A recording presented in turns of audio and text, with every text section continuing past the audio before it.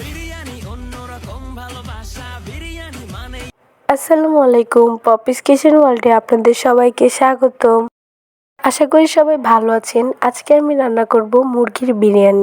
তার জন্য আগে মাংসটাকে কষিয়ে রান্না করে নিব, তারপরে চাল দিয়ে রান্না করব। এখানে সব মশলাগুলো আমি কষিয়ে নিয়েছিলাম, তারপরে টক দই নিয়ে দেখে দুধ দিয়ে আর লেবু দিয়ে টক দই বানিয়ে নিয়েছি। এই টক দইটা দিয়ে সব মশলাগুলো দিয়ে এই যে মাংস দিয়ে দিলাম। মাংসটাকে মশলাগুলোর সাথে সুন্দর করে কষাবো নাড়াচাড়া করে। তারপর বিরিয়ানির মশলাটা দিয়ে দিব।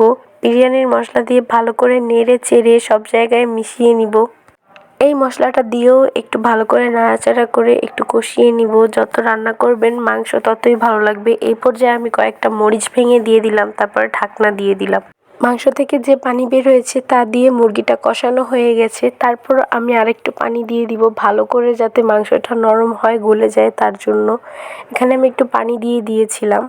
মাংসটা হতে হতে আমি পোলাওর চালটা রান্না করে নিব। এখানে একটু তেল দিয়ে পেঁয়াজ ভাজছিলাম। পেঁয়াজটা ভাজা ভাজা হয়ে গেলে পোলাওর চালগুলো দিয়ে দিব। এতক্ষণে আমার মাংসটা প্রায় রেডি হয়ে গিয়েছে। তারপরে আবার চলে আসি পোলাওতে। পোলাওর চালটা ভালো করে ভেজে নিয়েছিলাম। যত ভাজবেন ততই ভালো লাগবে। এই পর্যায়ে আমি একটু দুধ দিয়ে দিলাম, তারপরে পানি দিয়ে দিলাম।